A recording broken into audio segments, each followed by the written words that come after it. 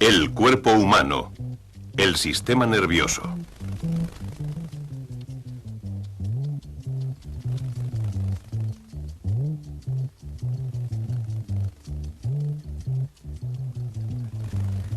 El único medio por el que podemos tomar contacto con el mundo exterior y el principal medio por el que las distintas partes de nuestro cuerpo se comunican entre sí es nuestro sistema nervioso.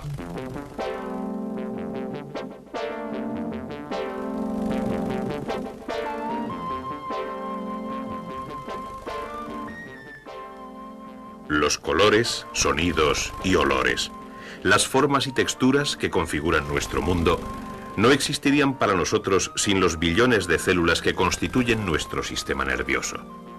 Nuestro sistema nervioso responde a los estímulos del mundo exterior de forma que nos permite ser conscientes de nuestro entorno. Los músculos que nos mueven no responderían a nuestros pensamientos si el sistema nervioso no enviara impulsos desde nuestro cerebro. Nuestro sistema nervioso opera en el funcionamiento de músculos y glándulas que realizan su trabajo sin nuestro control consciente, como los músculos que hacen latir nuestro corazón, o los que agitan la comida en nuestro estómago, o las glándulas que segregan los jugos gástricos. Nuestro sistema nervioso ayuda a las diferentes partes de nuestro cuerpo a trabajar juntas en una tarea unificada. Con el fin de facilitar el estudio del complicadísimo funcionamiento del sistema nervioso, se le considera dividido en 3 subsistemas. El encéfalo y la médula espinal forman lo que podemos llamar el sistema nervioso central. Es como una especie de centro de control que recibe las señales, decide cómo responder a ellas y envía nuevas señales a las diferentes partes del cuerpo donde deben producirse las respuestas adecuadas. Los nervios que parten del encéfalo y la médula espinal forman el llamado sistema nervioso periférico. Consiste en una red de nervios que se extienden a todas las distintas partes de nuestro cuerpo. Estos nervios nos posibilitan el contacto con el mundo exterior y nos ayudan a movernos en él. Y el tercer subsistema es el sistema nervioso autónomo. Es la parte del sistema nervioso que transporta las señales hasta los músculos y glándulas que operan sin que tengamos que pensar en ellos. Todos estos subsistemas están íntimamente integrados estructural y funcionalmente. El sistema nervioso es una unidad que opera realizando complejas tareas. Como todas las demás partes de nuestro cuerpo, el sistema nervioso se compone de células vivas. Las células nerviosas o neuronas que integran el sistema nervioso están extremadamente especializadas.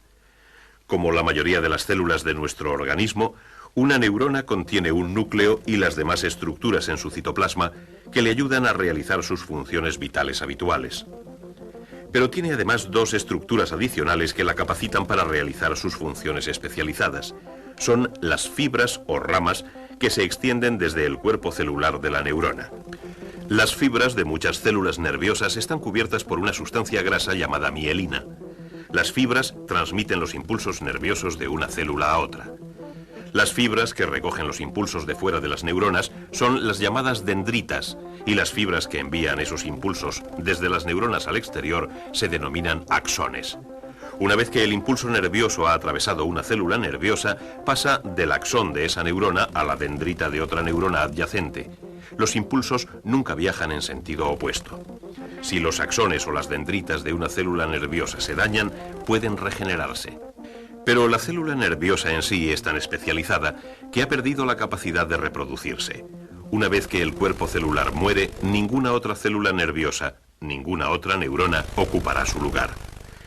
El cuerpo celular de una neurona tiene un tamaño microscópico, apenas unas milésimas de milímetro de diámetro. Sus dendritas y axones tienen igualmente un diámetro microscópico.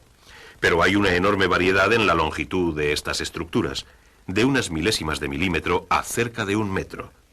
Las fibras de algunas neuronas de la médula espinal se extienden hasta los dedos del pie. Tienen cerca de 1 metro de longitud.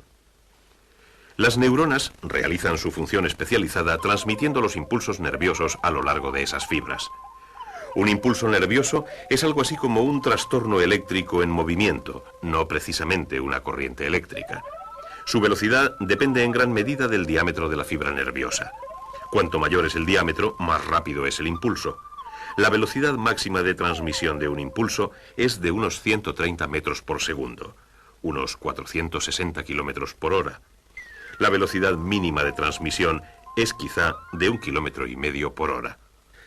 La velocidad parece estar relacionada también con el revestimiento graso de mielina de las fibras.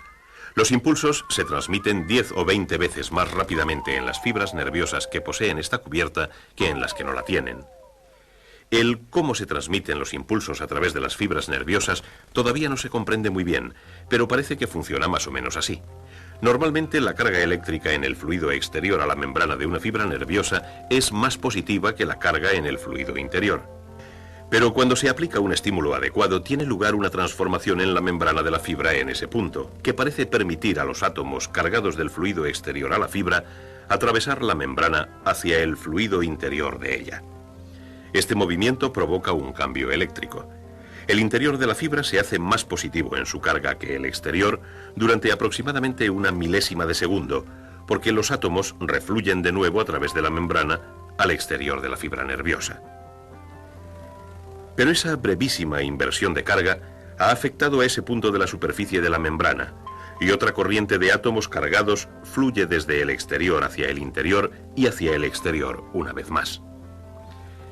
Este flujo provoca un cambio de carga similar en el área contigua, y este a su vez afecta al área adyacente y así sucesivamente. Este ciclo continuo de cambios eléctricos es lo que llamamos impulso. El impulso recorre la célula nerviosa. Para que un impulso se traslade de una célula nerviosa a otra, el proceso es diferente. El impulso debe pasar del extremo ramificado del axón de una neurona a la dendrita de la siguiente. Esta zona, donde el axón y la dendrita se unen, se llama sinapsis. Pero en realidad los axones y las dendritas no entran en contacto directo. Hay una diminuta separación entre ellas, una brecha de apenas 1 millonésima de milímetro. Cuando el impulso alcanza el extremo ramificado del axón, unas estructuras especiales en los extremos emiten una sustancia química que atraviesa la brecha. Cuando una cantidad suficiente de esta sustancia se ha acumulado alrededor de la dendrita de la neurona, esta es estimulada e inicia su propio impulso. Ciertas enzimas destruyen instantáneamente la sustancia química que estimuló a la dendrita y esta está lista para ser estimulada de nuevo. Todo este proceso lleva aproximadamente 1 milésima de segundo. De esta manera se transmiten los impulsos. Muchos impulsos se inician por estímulos provenientes de nuestro entorno. La luz es un estímulo. Somos capaces de ver gracias a las células nerviosas sensibles a la luz y a sus diferentes longitudes de onda, que nos permiten ver en color. La luz es una forma de radiación electromagnética. Y también lo es el calor. Somos conscientes del calor gracias a ciertas células nerviosas sensibles a esa forma de radiación. Las células nerviosas altamente especializadas como estas son los llamados receptores de radiación. Otras células nerviosas son sensibles a estímulos químicos. Podemos oler y percibir sabores gracias a estos receptores químicos que son estimulados por ciertas moléculas. Nuestro entorno también produce estímulos mecánicos y tenemos receptores especializados sensibles a ellos también.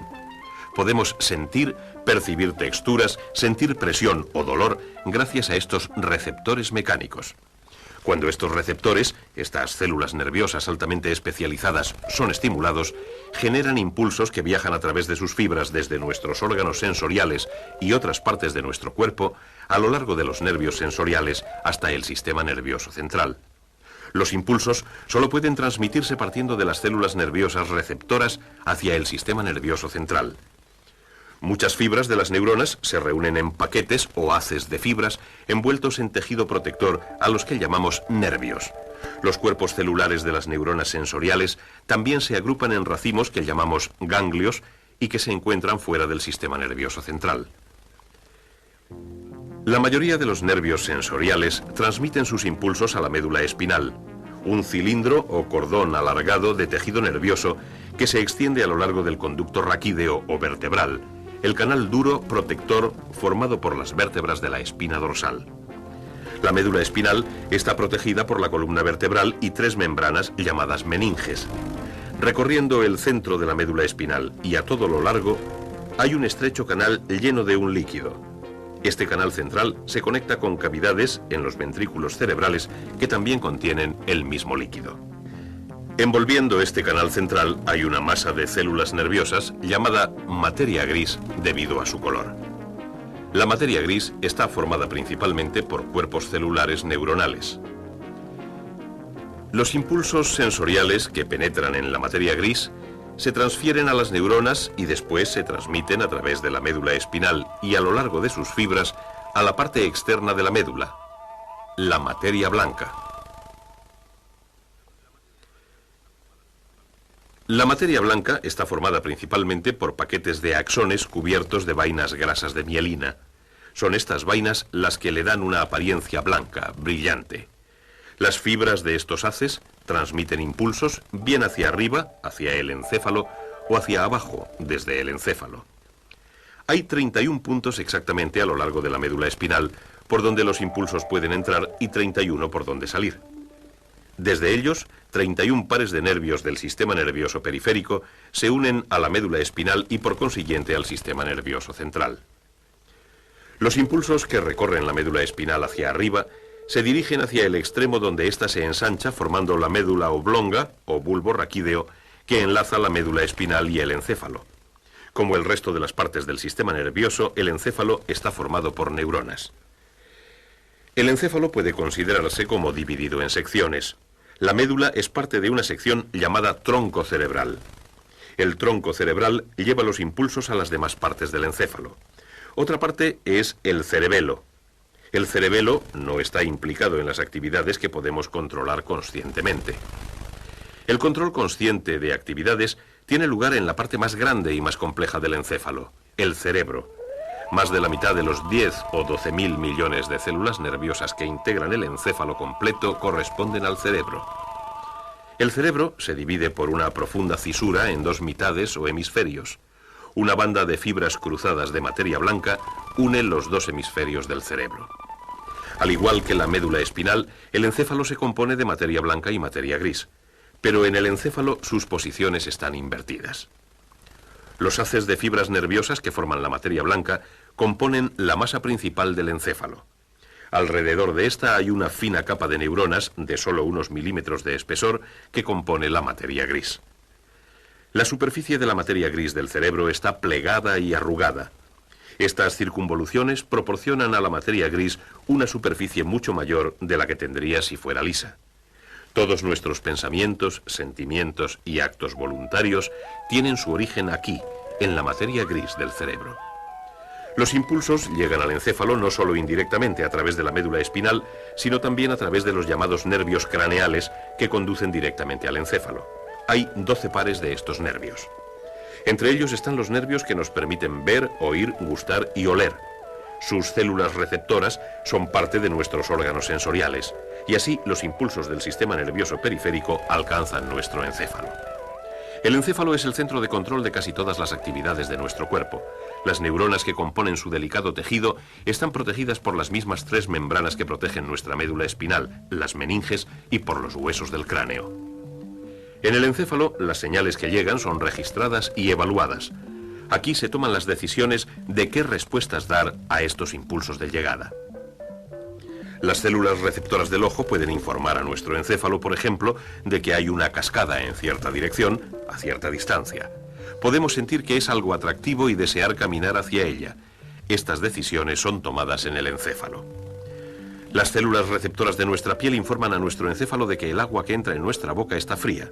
El placer que podemos sentir se origina en el encéfalo y quizá nos haga sonreír.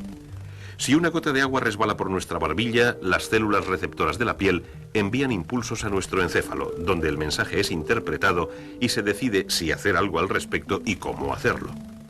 Hasta ahora hemos seguido únicamente el recorrido de los impulsos hacia el encéfalo desde el sistema nervioso periférico. Estos impulsos nos han hecho conscientes de sucesos y objetos de nuestro entorno. Pero para realizar nuestras decisiones, ciertos impulsos deben salir de nuestro encéfalo para poner en funcionamiento los músculos que nos permiten caminar, sonreír o enjugarnos la barbilla. Los impulsos originados en las células del encéfalo se transmiten desde el sistema nervioso central a las neuronas motoras, que son las responsables de los movimientos o acciones que realizan las partes de nuestro cuerpo a las que se dirigen los impulsos. Cuando decidimos hacer algo, los impulsos viajan desde el encéfalo a través de la médula espinal y hacia el exterior a través de uno o más de los 31 puntos que conectan la médula espinal con los nervios motores del sistema nervioso periférico. Trasladándose de neurona en neurona, de axones a dendritas, un impulso enviado a un músculo llega finalmente al lugar donde el axón de una neurona penetra en un músculo. En ese momento no hay otra neurona a la que la célula nerviosa pueda transmitir su impulso, sino que ahora los extremos ramificados del axón están casi en contacto con una zona muscular especializada. Hay una brecha similar a la sinapsis entre el axón y el músculo. Entonces, las estructuras especiales en el extremo de las ramificaciones del axón liberan una sustancia química. Esta atraviesa la diminuta brecha y el impulso se transmite al músculo. Las fibras musculares se contraen. Los impulsos enviados de este modo llegan a coordinar simultáneamente la contracción y relajación de los músculos que nos permiten caminar, sonreír o enjugarnos la barbilla. Y las señales enviadas de vuelta a nuestro encéfalo a través de las células sensoriales lo mantienen informado de todas estas actividades. Nuestro encéfalo controla constantemente todo lo que hace nuestro cuerpo, incluso aunque no seamos conscientes de ello. Ni siquiera somos conscientes de cómo hemos hecho trabajar a nuestros músculos en coordinación para poder mover las piernas o los músculos de la cara o los de la mano para dirigirla exactamente al lugar de la barbilla que queríamos. Nuestro encéfalo se encarga de eso por nosotros, lo deseamos y ya está hecho.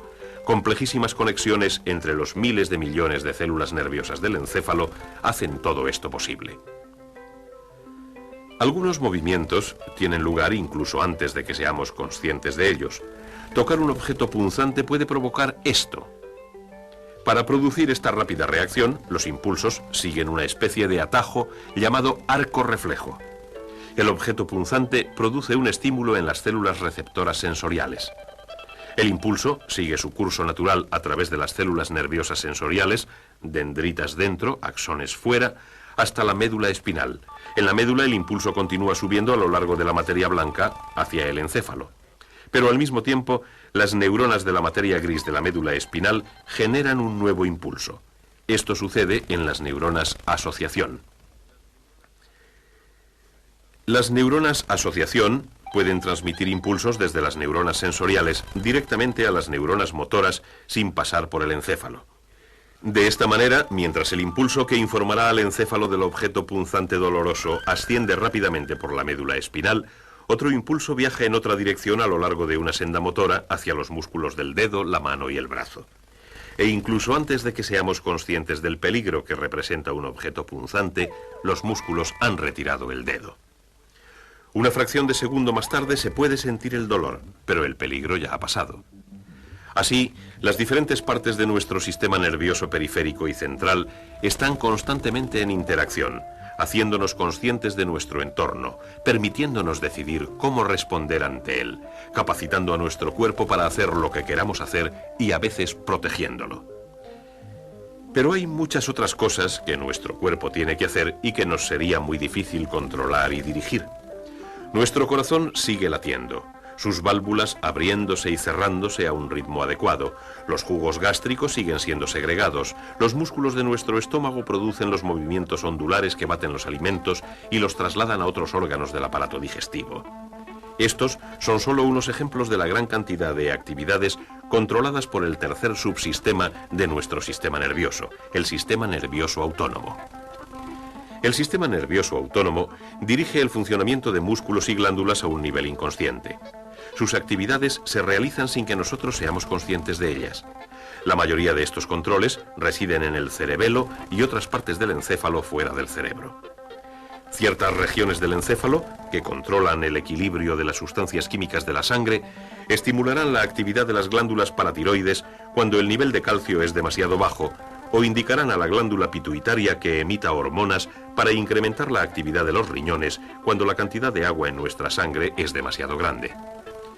En situaciones de estrés, una parte del encéfalo indicará a las glándulas suprarrenales que segreguen adrenalina en la sangre, y más tarde les indicará que se detengan cuando la emergencia haya pasado. El funcionamiento de algunos órganos está afectado por pares de nervios que transmiten los impulsos desde el cerebelo y tienen efectos opuestos. Impulsos de un nervio pueden acelerar los latidos del corazón, impulsos de otro pueden aminorarlos. Un nervio dilata la pupila del ojo ensanchándola y admitiendo así más luz. Otro la constriñe y reduce la cantidad de luz que pasa.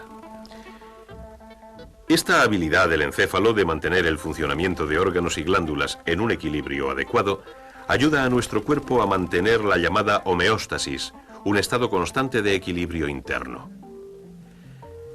De manera que el funcionamiento de nuestro sistema nervioso nos hace conscientes de nuestro entorno, nos permite decidir cómo reaccionar ante él y mantiene nuestras glándulas internas y demás órganos en perfecto funcionamiento y coordinados entre sí. Y la parte principal de este sistema es el encéfalo, tan complejo que todavía no hemos conseguido comprender totalmente su funcionamiento. Sabemos, por ejemplo, que los impulsos que parten de la parte izquierda de nuestro cuerpo llegan al hemisferio derecho de nuestro cerebro, y que los que parten del lado derecho van al hemisferio izquierdo.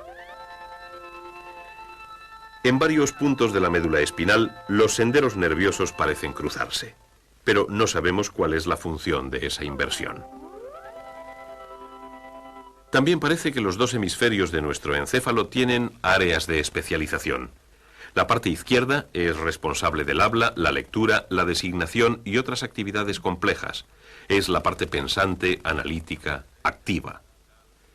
La parte derecha es la musical, artística, emocional, intuitiva y creativa.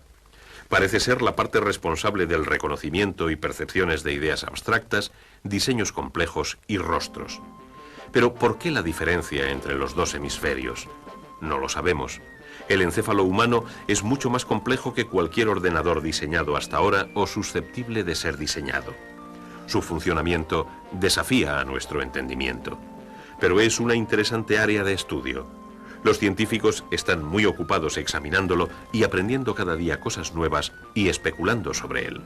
Y junto con la médula espinal y una compleja red de células altamente especializadas, compone nuestro sistema nervioso, que nos pone en contacto con el mundo y permite a las distintas partes de nuestro cuerpo trabajar unidas en perfecta armonía.